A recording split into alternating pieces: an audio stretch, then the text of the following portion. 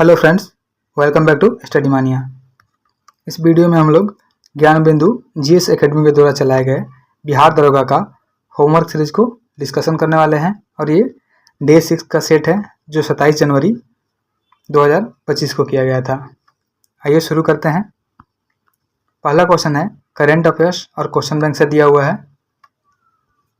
G20 के 19वें शिखर सम्मेलन का आयोजन कहाँ किया गया है? तो G20 के जो 19वें शिखर सम्मेलन का आयोजन किया गया है यह ब्राज़ील के रियो डी जेनेरियो में किया गया है। याद रखेंगे G20 के 19वें शिखर सम्मेलन का जो आयोजन है यह ब्राज़ील के रियो डी जेनेरियो में किया गया है। साथ ही याद रखेंगे कि G20 की जो स्थापना है यह 1999 में की गई थी और G20 2023 का जो आयोजन है इसका आयोजन भारत में किया गया था। याद रखना है G20 2023 का आयोजन भारत में किया गया था। साथ में हम लोग को यह भी याद रखना है कि एक हुआ था पृथ्वी सम्मेलन। तो पृथ्वी सम्मेलन पर जो पहली बैठक हुई थी वह 1992 ईस्वी में की गई थी। याद रखेंगे पृथ्वी सम्मेलन पर पहली बैठक 1992 ईस्वी में की गई थी। अगला क्वेश्चन है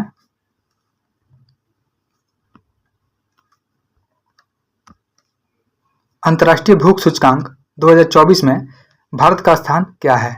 तो अंतर्राष्ट्रीय भूख सूचकांक 2024 में भारत का स्थान 105वां है। अगला है मानव विकास सूचकांक में भारत का स्थान। तो मानव विकास सूचकांक में भारत का स्थान जो है 134वां है और प्रेस स्वतंत्रता सूचकांक में भारत का स्थान 159वां है। साथ ही याद रखेंगे जो मानव विकास सूचकांक है यह यूएनडीपी के द्वारा जारी किया जाता है, यानी यूनाइटेड नेशन डेवलपमेंट प्रोग्राम के द्वारा मानव विकास सूचकांक को जारी किया जाता है। साथ में हमें यह भी याद रखना है कि एक पर्यावरण सूचकांक आया था। तो पर्यावरण सूचकांक में जो भारत का स्थान है 176वां है। याद रखेंगे पर्यावरण सूचकांक में भारत का स्थान 176वां है। वहीं एक रिपोर्ट आया था जलवायु सूचकांक। तो जलवायु सूचकांक में भारत का स्थान 2024 में 7वां रहा है। और एक आया था हैप्पीनेस इंडेक्स यानी खुशहाली रिपोर्ट। तो खुशहाली रिपोर्ट में जो भारत का स्थान है वह 126वां रहा है। अगला क्वेश्चन देखते हैं। उत्तरी कोरिया ने हाल ही में अपने संविधान में शत्रु राष्ट्र के रूप में किस देश को संबोधित किया है? तो उत्तरी कोरिया ने हाल ही में अपने संविधान में शत्रु राष्ट्र यानी दुश्मन राष्ट्र के रूप में दक्षिण कोरिया को संबोधित किया है। याद रखेंगे। और उत्तरी कोरिया और दक्षिण कोरिया यह किस रेखा द्वारा अलग होते हैं? तो यह 38 डिग्री पैरेलल लाइन के द्वारा अलग होते हैं। नेक्स्ट है बेल्ट एंड रोड पहल की शुरुआत किस देश के द्वारा की गई है? तो बेल्ट एंड रोड पहल की जो शुरुआत की गई है यह चीन के द्वारा की गई है। साथ ही याद रखेंगे किस देश ने बेल्ट एंड रोड में शामिल होने से मना कर दिया है? तो यह ब्राज़ील है जिसने बेल्ट एंड रोड में शामिल होने से मना कर दिया है। अगला क्वेश्चन है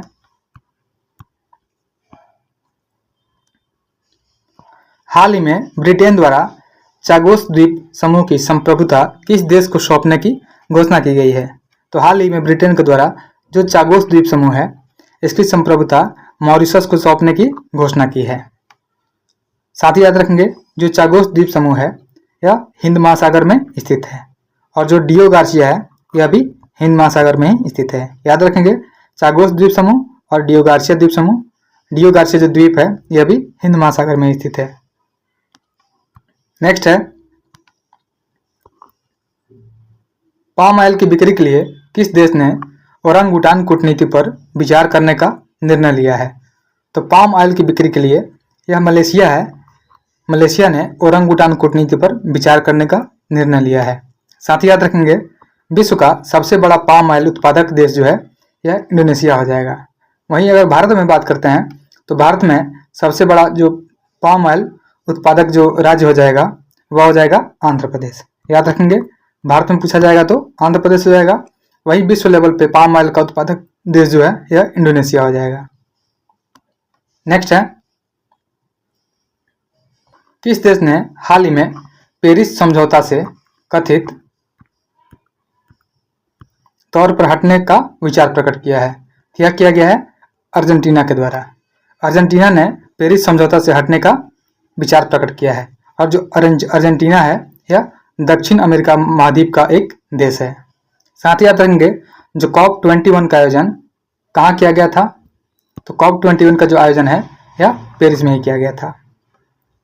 पेरिस समझौता के तहत किस एक अंतर्राष्ट्रीय संगठन की स्थापना की गई, तो पेरिस समझौता के तहत इंटरनेशनल सोलर अलायंस की स्थापना की गई और यह 2015 में की गई थी। साथ ही याद रखेंगे इंटरनेशनल सोलर अलायंस का जो हेडक्वार्टर है यह गुरुग्राम हरियाणा में है। अगला क्वेश्चन है 76वें गणतंत्र दिवस के अवसर पर भारत के मुख्य अतिथि कौन रहे थे, तो 76वें गणतंत्र दिवस के अवसर पर भारत के मुख्य अतिथि प्रोबो सुबियांतो, ये सुप्रियो नहीं हो जाएगा, यह हो जाएगा सुबियांतो, जो इंडोनेशिया के राष्ट्रपति हैं ये रहे थे। प्रबोवो हो जाएगा, प्रबोवो सुबियांतो। नेक्स्ट है ग्लोबल डिजिटल कॉम्पैक्ट किस अंतर्राष्ट्रीय संगठन द्वारा शुरू किया गया है, तो जो ग्लोबल डिजिटल कॉम्पैक्ट है यह यूनाइटेड नेशन ऑर्गेनाइजेशन के द्वारा शुरू किया गया है और यूनाइटेड नेशन ऑर्गेनाइजेशन का जो स्थापना दिवस है वह 24 अक्टूबर है। नेक्स्ट है हाल ही में कृत्रिम बुद्धिमत्ता पर वैश्विक संधि पर कितने देशों ने यह संगठन ने हस्ताक्षर किए हैं, तो 3 देश यानी 2 देश और एक संगठन यानी 3 ने हस्ताक्षर किए हैं। अमेरिका है और ब्रिटेन, ये दोनों देश हैं। और संगठन की बात करें तो यूरोपीय यूनियन इसमें शामिल है जो कृत्रिम बुद्धिमत्ता पर वैश्विक संधि पर हस्ताक्षर किए हैं। नेक्स्ट है वित्तीय वर्ष 2024-25 के बजट में सर्वाधिक व्यय किस योजना पर किया गया है, तो वित्तीय वर्ष 2024-25 में के बजट में सबसे अधिक व्यय जो किया गया है यह प्रधानमंत्री गरीब कल्याण अन्न योजना पर किया गया है। नेक्स्ट है विश्व की वित्तीय समावेशन की सबसे बड़ी योजना कौन सी है, तो विश्व की सबसे बड़ी जो समावेशन योजना है, वित्तीय समावेशन योजना, यह जनधन योजना है जिसका जो शुरुआत है अगस्त 2014 में किया गया था। नेक्स्ट है पर्वत चोटियां महाबलेश्वर, त्र्यंबकेश्वर और ब्रह्मगिरी का संबंध किस पर्वत श्रेणी से है, तो पर्वत चोटियां हैं महाबलेश्वर, त्र्यंबकेश्वर, ब्रह्मगिरी, इनका जो संबंध है यह पश्चिमी घाट पर्वत श्रेणी से है, याद रखेंगे। नेक्स्ट है भारत में राष्ट्रीय उद्यान की सर्वाधिक संख्या किस राज्य में है, तो भारत में राष्ट्रीय उद्यान की सर्वाधिक संख्या जो है यह मध्य प्रदेश में हो जाएगा। मध्य प्रदेश में टोटल 12 राष्ट्रीय उद्यान है। वहीं पूरे भारत में बात करते हैं तो पूरे भारत में 106 राष्ट्रीय उद्यान है और सर्वाधिक राष्ट्रीय उद्यान जो है यह मध्य प्रदेश में है। वहीं सबसे बड़ा राष्ट्रीय उद्यान की बात करते हैं तो वह हो जाएगा हेमिस राष्ट्रीय उद्यान। जो हेमिस राष्ट्रीय उद्यान है लद्दाख में, यह सबसे बड़ा राष्ट्रीय उद्यान है और एक सबसे छोटा जो है अंडमान निकोबार में है जिसका नाम है साउथ बटन। तो जो साउथ बटन राष्ट्रीय उद्यान है यह अंडमान निकोबार में स्थित है और यह सबसे छोटा राष्ट्रीय उद्यान है। नेक्स्ट है आरबीआई का पहला केंद्रीय कार्यालय कहाँ स्थापित किया गया था, तो आरबीआई का जो पहला केंद्रीय कार्यालय है यह कोलकाता में स्थापित किया गया था। नेक्स्ट है आंतरिक सुरक्षा अधिनियम जो मीसा है, मीसा को कब निश्चित किया गया था यानी खत्म किया गया था, तो मीसा को 1977 में खत्म किया गया था। साथ ही याद रखेंगे कि मीसा का जो शुरुआत है यह इंदिरा गांधी के द्वारा 1971 के एक्ट के द्वारा लाया गया था और मीसा का सबसे अधिक बार जो प्रयोग है यह 1975 में किया गया था तथा इसके बाद मोरारजी देसाई के गवर्नमेंट में 1977 में इसको खत्म कर दिया गया था। यहाँ पे लिखा हुआ है निश्चित कर दिया गया था यानी खत्म कर दिया गया था 1977 में मोरारजी देसाई के द्वारा। अगला क्वेश्चन है गंगा के बाईं ओर से मिलने वाली नदियों में गंगा की सबसे बड़ी सहायक नदी कौन सी है, तो गंगा के बाईं ओर से मिलने वाली नदियों में गंगा की सबसे बड़ी सहायक नदी जो यह घाघरा हो जाएगी। नेक्स्ट है विश्व में पहला गणतंत्र किस महाजनपद में स्थापित किया गया था, तो विश्व में जो पहला गणतंत्र है यह लिच्छवी बोल सकते हैं या वैशाली बोल सकते हैं या वैशाली की जो राजधानी थी वो बज्जी बोल सकते हैं। विश्व में जो पहला गणतंत्र है यह वैशाली महाजनपद में स्थापित किया गया था। अगला क्वेश्चन है जीवाणु जनित वह बीमारी जिसे आंत्र ज्वर भी कहा जाता है कहा गया है या टाइफाइड है, जिसे हम लोग आंत्र ज्वर यानी आंत का बुखार बोलते हैं। अगला क्वेश्चन है, भारत रत्न अवार्ड की शुरुआत कब की गई थी और पहली बार भारत रत्न से कितने विभूतियों को नवाजा गया था? तो भारत रत्न की जो शुरुआत है यह 1954 में की गई थी और पहली बार यह 3 व्यक्तियों को दिया गया था, जिसमें सबसे पहले सर्वपल्ली राधाकृष्णन को दिया गया था। नेक्स्ट है, राज्य का मंत्रिपरिषद सामूहिक रूप से किसके प्रति उत्तरदायी होता है? तो राज्य का जो मंत्रिपरिषद है यह सामूहिक रूप से विधानसभा के प्रति उत्तरदायी होता है। तो हमारा इसका आंसर जो हो जाएगा विधानसभा हो जाएगा। वहीं अगला क्वेश्चन है, फ्रांसीसी क्रांति के दौरान फ्रांस के किन 2 नेताओं ने नेशनल असेंबली के गठन की घोषणा की थी? तो फ्रांसीसी क्रांति के दौरान फ्रांस के 2 नेता थे मिशत्यो और ओविशियस। इन्होंने नेशनल असेंबली के गठन का घोषणा किया था। साथ ही याद रखेंगे एक वास्टिल का किला है तो वास्टिल का जो किला है यह फ्रांस में स्थित है। और जो फ्रांसीसी क्रांति हुई थी तो फ्रांसीसी क्रांति 1789 ईस्वी में हुई थी। नेक्स्ट है, भारतीय संविधान के कौन से भाग को 7वें संविधान संशोधन 1956 के द्वारा हटाया गया था? तो भारतीय संविधान के जो भाग 7 है इसको 7वें संविधान संशोधन अधिनियम के द्वारा 1956 में हटा दिया गया था। नेक्स्ट है, तिब्बती धर्मगुरु दलाई लामा ने भारत में शरण कब लिया था? तो तिब्बती धर्मगुरु जो है दलाई लामा, इन्होंने भारत में शरण 1959 में लिया था और इन्होंने धर्मशाला में शरण लिया था। धर्मशाला जो कि हिमाचल प्रदेश में है। याद रखेंगे दलाई लामा के द्वारा धर्मशाला हिमाचल प्रदेश में 1959 में शरण लिया गया था। अगला क्वेश्चन है, केंद्रीय मंत्रिपरिषद का संवैधानिक प्रधान कौन होता है? तो केंद्रीय मंत्रिपरिषद जो होता है इसका संवैधानिक प्रधान जो होता है वह राष्ट्रपति होता है। नेक्स्ट है, भारत के सबसे बड़े राष्ट्रीय उद्यान और सबसे छोटे राष्ट्रीय उद्यान क्रमशः कौन से हैं? तो भारत के सबसे बड़े जो राष्ट्रीय उद्यान है यह हेमिस हो जाएगा लद्दाख का, और साउथ बटन जो हो जाएगा यह सबसे छोटा हो जाएगा, यह हो जाएगा अंडमान निकोबार का। नेक्स्ट है, बौद्ध तथा जैन ग्रंथों में कुल 16 महाजनपदों का उल्लेख किया गया है। कितने ऐसे महाजनपद हैं जो भारत से बाहर अवस्थित हैं? तो बौद्ध एवं जैन ग्रंथों में जो 16 महाजनपद दिए हुए हैं उनमें से जो 2 जो हैं वह भारत के बाहर अवस्थित हैं यानी पाकिस्तान में हैं, वह हो जाएंगे कम्बोज और गंधार। कम्बोज की जो राजधानी थी वह हाटक थी। साथ ही जो गंधार था, गंधार की राजधानी तक्षशिला थी। साथ ही अगर आपसे ऐसा क्वेश्चन पूछा जाए कि 16 महाजनपदों में ऐसा कौन सा महाजनपद है एकमात्र जो साउथ इंडिया में स्थित है, तो वो हो जाएगा असमक। जो असमक महाजनपद है एकमात्र महाजनपद है जो कि दक्षिणी भारत में स्थित है और इसकी जो राजधानी हो जाएगा वह पोतन या पोटली हो जाएगी। नेक्स्ट है, प्रायद्वीपीय नदियों में सबसे बड़ी नदी कौन सी है? तो प्रायद्वीपीय नदियों में जो सबसे बड़ी नदी है वह गोदावरी हो जाएगी। यह लगभग 1450 के आसपास 1465 किलोमीटर लंबी है। वहीं गंगा की बात करते हैं तो गंगा भारत की सबसे लंबी नदी है और गंगा की जो लंबाई है 2525 किलोमीटर है। नेक्स्ट है,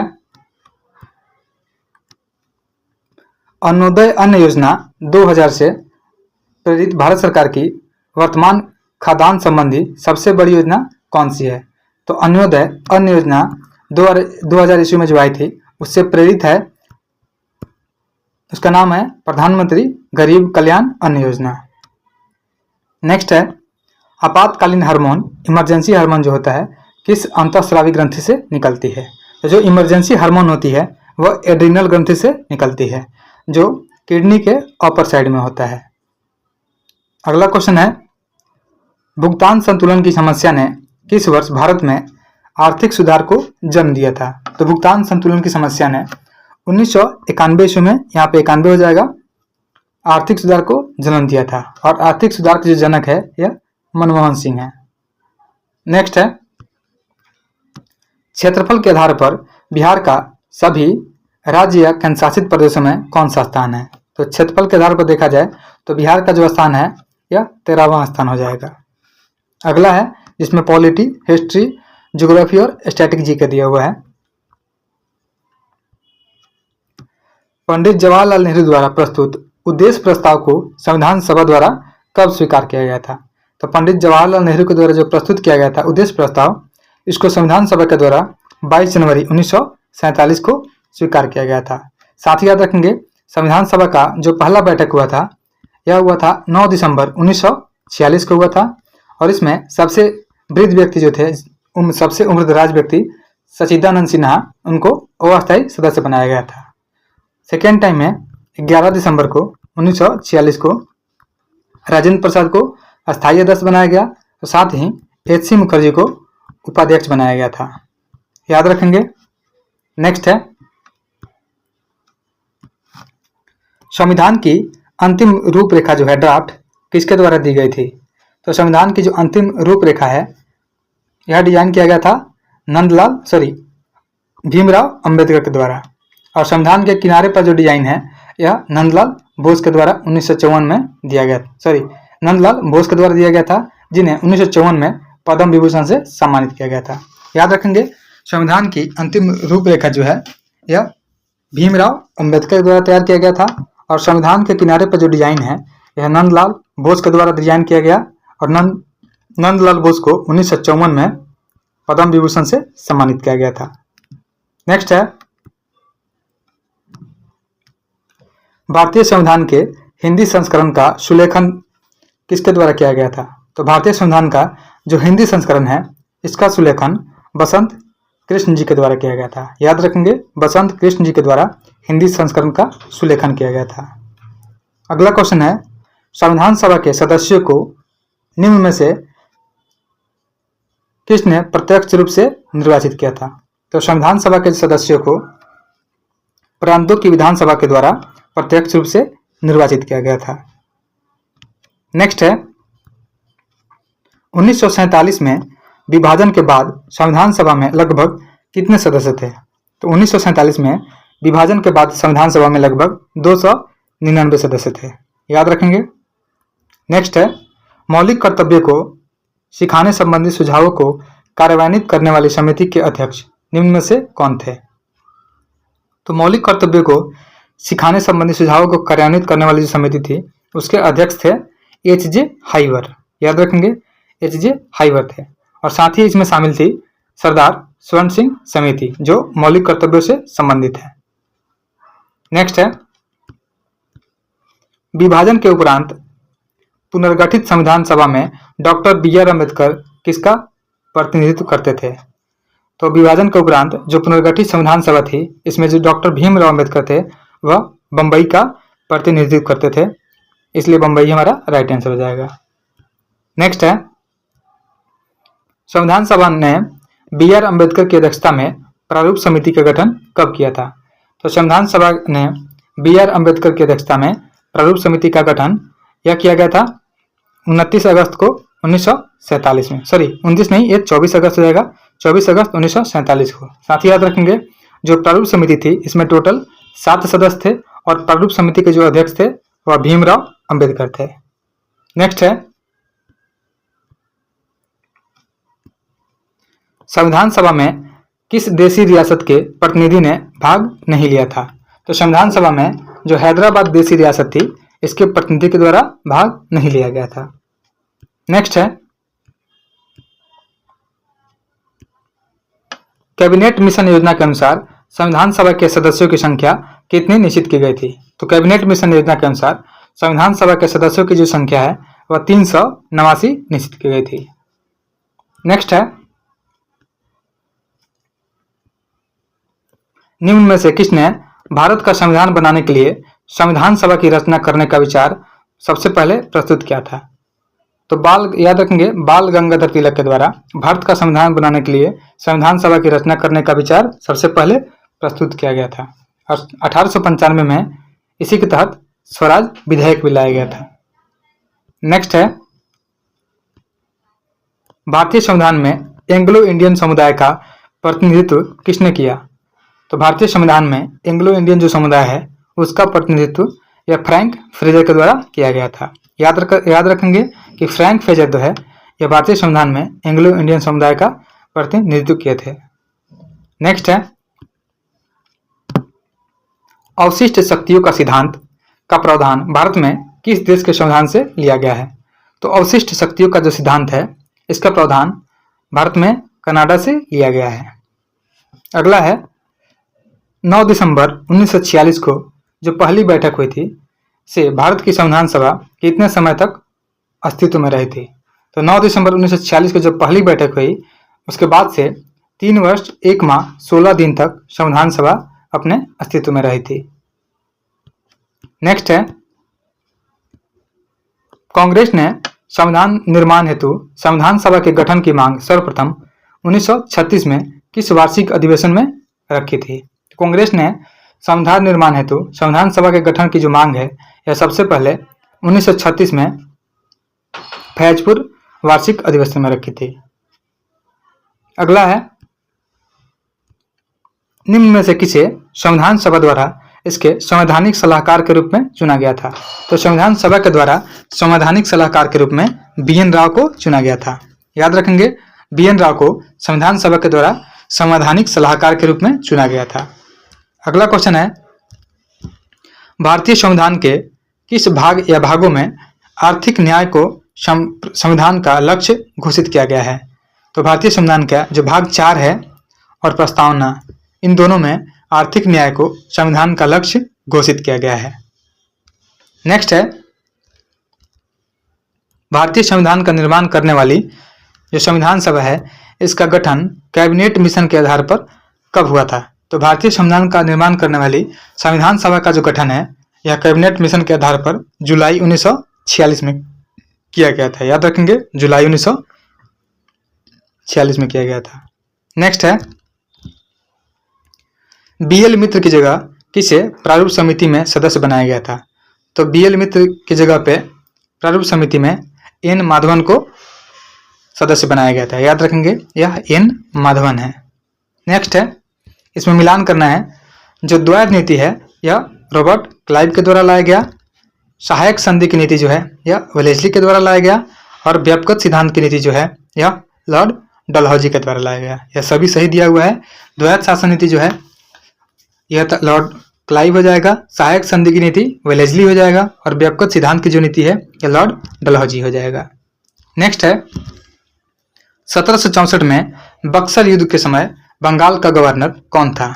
तो 1764 में जब बक्सर युद्ध हुआ था तो बंगाल का जो गवर्नर था वह वेंसीटॉट था। याद रखेंगे। नेक्स्ट है अंग्रेजों ने बंगाल के किस नवाब से बंगाल, बिहार और उड़ीसा की दीवानी के साथ साथ निजामत यानी सूबेदारी भी प्राप्त की थी? तो अंग्रेजों ने बंगाल के जो नवाब थे मीर कासिम, तो मीर कासिम से बंगाल, बिहार और उड़ीसा की दीवानी के साथ साथ निजामत यानी सूबेदारी भी प्राप्त की थी। नेक्स्ट है द्वैध शासन की आलोचना करते हुए किस ब्रिटिश इतिहासकार ने इसे खुली और निर्लजतापूर्ण लूटपाट के युग की संज्ञा दी थी? तो द्वैध शासन की आलोचना करते हुए एक ब्रिटिश इतिहासकार थे जिनका नाम था परिकर। परिकर ने खुली और निर्लजतापूर्ण लूटपाट का युग की संज्ञा दी थी। अगला क्वेश्चन है सर्वप्रथम सहायक संधि प्रणाली का शुरुआत करने का श्रेय किसे प्राप्त है? तो सबसे पहले सहायक संधि प्रणाली का शुरुआत करने का जो श्रेय है यह डुप्ले को प्राप्त है। वेलेस्ली द्वारा इसे बाद में लाया गया था। नेक्स्ट है डलहौजी ने भारतीय राज्यों हड़प नीति के तहत कितने श्रेणियों में विभाजित किया था? तो डलहौजी के द्वारा भारतीय राज्यों को हड़प नीति के तहत 3 श्रेणियों में बांटा गया था। इसमें शामिल था इसमें कुशासन का आरोप लगा करके और अगर किसका उत्तराधिकारी नहीं होता था तब ऐसी परिस्थितियों के फायदा उठा करके डलहौजी ने भारतीय राज्यों को हड़प नीति के तहत अपना लिया था। नेक्स्ट है लॉर्ड कॉर्नवालिस ने कौन सा युद्ध लड़कर अहस्तक्षेप की नीति का उल्लंघन किया था? तो लॉर्ड कॉर्नवालिस ने यह तृतीय आंग्ल मैसूर युद्ध लड़ करके अहस्तक्षेप नीति का उल्लंघन किया था। नेक्स्ट है बंगाल में द्विशासन प्रणाली किसके द्वारा लागू की गई थी? तो बंगाल में जो द्वैध शासन प्रणाली है यह रॉबर्ट क्लाइव के द्वारा लागू की गई थी। ऑप्शन सी हमारा राइट आंसर हो जाएगा। नेक्स्ट है, रिंग ऑफ फेंस नीति का संबंध किस गवर्नर जनरल से है? तो रिंग ऑफ फेंस नीति जो है इसका संबंध वारेन हेस्टिंग्स से हो जाएगा। ऑप्शन सी राइट आंसर हो जाएगा। नेक्स्ट है, भारत के प्रति ब्रिटेन ने मुक्त व्यापार की नीति किस चार्टर एक्ट के तहत अपनाई? तो भारत के प्रति ब्रिटेन ने मुक्त व्यापार की जो नीति है यह 1813 के चार्टर एक्ट के द्वारा अपनाई गई थी। नेक्स्ट है, लॉर्ड कॉर्नवालिस का अस्थायी बंदोबस्त लागू किया गया था। तो लॉर्ड कॉर्नवालिस का अस्थायी बंदोबस्त को 1793 में लागू किया गया था। नेक्स्ट है, वह प्रथम जिसके तहत किसान स्वयं भूमि का मालिक होता है और सरकार को भू राजस्व के भुगतान के लिए जिम्मेदार माना जाता है, यह रैयतवाड़ी व्यवस्था बोला जाता है, जो 1820 में लागू किया गया था। अगला है, 1792 में रैयतवाड़ी व्यवस्था को बारामहल जिले में पहली बार किसने लागू किया था? तो 1792 में रैयतवाड़ी व्यवस्था को बारामहल जिले में पहली बार कर्नल रीड के द्वारा लागू किया गया था। अगला क्वेश्चन है,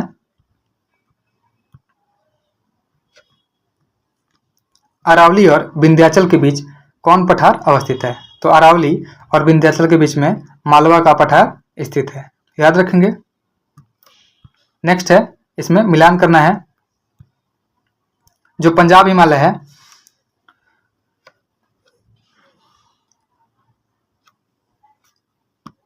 सतलज से लेकर के काली तक के, एक मिनट,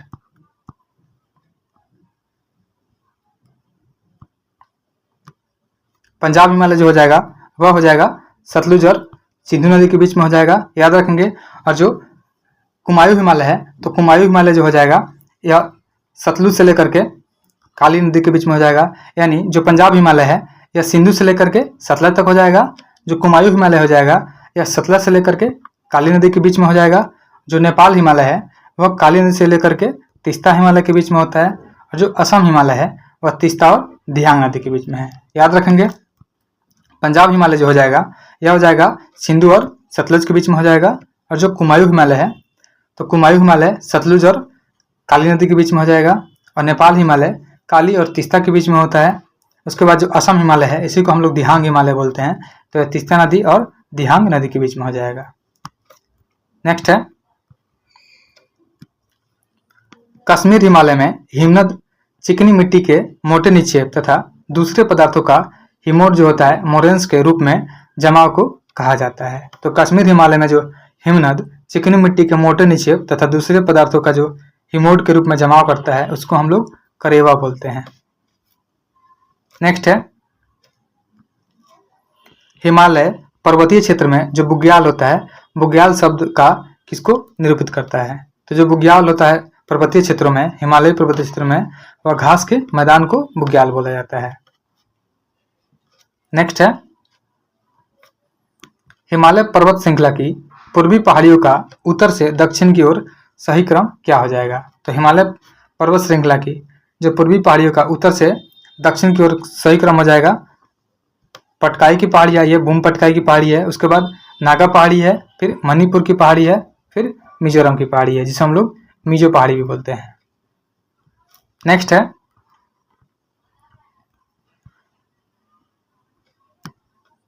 उत्तर पूर्व के किस राज्य को मोलेसिस बेसिन कहा जाता है? तो उत्तर पूर्व में जो मिजोरम राज्य है उसको मोलेसिस बेसिन कहा जाता है, याद रखेंगे। मिजोरम को बोलते हैं मोलेसिस बेसिन। नेक्स्ट है, निम्नलिखित में से कौन कौन सी पहाड़ियाँ पश्चिमी घाट के अंतर्गत शामिल है? तो पश्चिमी घाट के अंतर्गत है अन्नामलाई की पहाड़ी है, नीलगिरी की पहाड़ी है। नीलगिरी पहाड़ी का जो विस्तार है यह 3 राज्यों में है, केरल में है, साथ ही तमिलनाडु में है, 2 राज्यों में है मुख्य रूप से, और थोड़ी बहुत कर्नाटका में है। उसके बाद जो है काडेमम पहाड़ी जो है मुख्य रूप से केरल में है, और अन्नामलाई भी मुख्य रूप से केरल में है। तो जो अन्नामलाई है, नीलगिरी है और काडेमम पहाड़ी है, यह पश्चिमी घाट के अंतर्गत शामिल है। नेक्स्ट है, पूर्वी घाट और पश्चिमी घाट निम्न में से किन पहाड़ियों में आपस में मिलते हैं? तो पूर्वी घाट और पश्चिमी घाट जो है यह नीलगिरी की पहाड़ियों में आपस में मिलते हैं। यानी पूर्वी घाट और पश्चिमी घाट जो है यह यहाँ पे नीलगिरी का मिलान स्थल है। नेक्स्ट है, पश्चिमी तटीय मैदान के विभाजन के संदर्भ में निम्नलिखित में से कौन सा युग्म सही सम्मिलित नहीं है? तो जो गुजरात है, यह काठियावाड़ तट गुजरात में है। महाराष्ट्र के तट को कोंकण तट बोलते हैं। कर्नाटका और केरला के तट को मालाबार बोलते हैं। और जो केरला है, यह कोरोमंडल नहीं होगा, यह भी मालाबार तट ही हो जाएगा। और उसके बाद जो कोरोमंडल तट दिया हुआ है, तो कोरोमंडल जो तट है, यह तमिलनाडु आंध्र प्रदेश के तट को हम लोग कोरोमंडल तट बोलते हैं। नेक्स्ट है,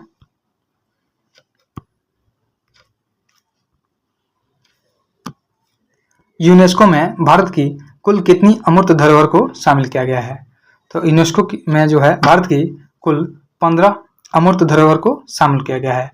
अमूर्त धरोहर का मतलब होता है कि ऐसा धरोहर जिसे हम लोग ना ही छू सकते हैं ना ही देख सकते हैं। जैसे कोई नृत्य होता है, वह सभी अमूर्त धरोहर में शामिल होता है। और इसमें जो 15वां शामिल किया गया था वह गरबा हो जाएगा गुजरात का। नेक्स्ट है, कुंभ मेला को यूनेस्को की अमूर्त धरोहर की सूची में कब शामिल किया गया था? तो जैसे कुंभ मेला है, तो कुंभ मेला को यूनेस्को की अमूर्त धरोहर की सूची में 2017 में शामिल किया गया था।